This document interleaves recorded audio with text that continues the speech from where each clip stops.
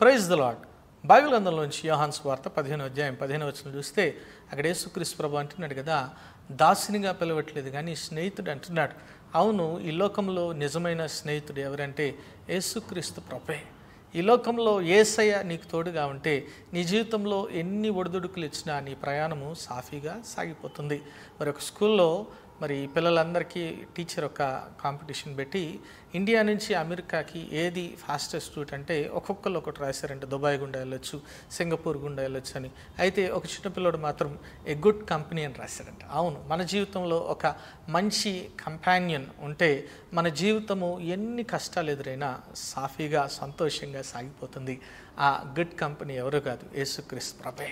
ఆ నిజమైన స్నేహితుడైన యేసయ్య నీకు తోడుగా ఉంటే నీ జీవిత ప్రయాణం ఎప్పుడు కూడా సాఫీగా సాగిపోతుంది.